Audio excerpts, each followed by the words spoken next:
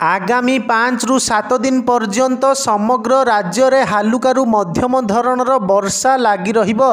तेबे केतेक जिल्ला रे प्रबल वर्षा हेबार संभावना रहिछि। एथिसह वज्रपात और घड़घड़ी मध्य हेबार संभावना रहिछि, जेउथि पई सतर्क सूचना जारी करिछि भुवनेश्वर आंचलिक पाणीपाग केन्द्र। दक्षिण बांग्लादेश और ता पार्श्ववर्ती गांगेय पश्चिमबंग रे सृष्टि होइथिबा घूर्णिबलय प्रभाव रे ओडिशा रे वर्षा लागी रही पारे बोली पाणीपाग विभाग पूर्वानुमान करिछि। भुवनेश्वर आंचलिक पाणीपाग केन्द्र जारी करिथिबा बुलेटिन अनुसार आगामी 24 घंटा भितर सुंदरगढ़, केन्दुझर, मयूरभंज, बालेश्वर, भद्रक, जाजपुर, केन्द्रापड़ा, जगतसिंहपुर, पुरी, अनुगुल, ढेंकानाल, खोर्धा, कटक, नयागढ़, गंजाम, नवरंगपुर, कोरापुट और मालकानगिरी जिले में प्रबल वर्षा हेबार संभावना रही। एही सबु जिले में 7 ରୁ 11 सेंटीमीटर पर्यंत वर्षा होई पारे। सेहीपरि केन्दुझर, मयूरभंज, बालेश्वर, भद्रक,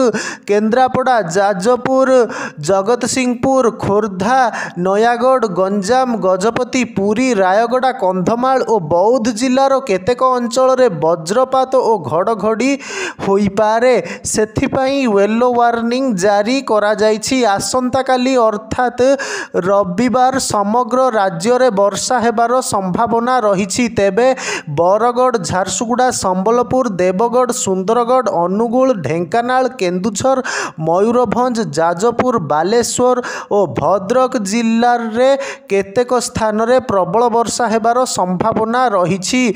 एही सबु जिल्ला रे 7 ରୁ 11 सेंटीमीटर पर्यंत वर्षा होई पारे। सेथिपाई येलो वार्निंग जारी करा जाइछि। सोमवार मध्य समग्र राज्य रे वर्षा हेबो।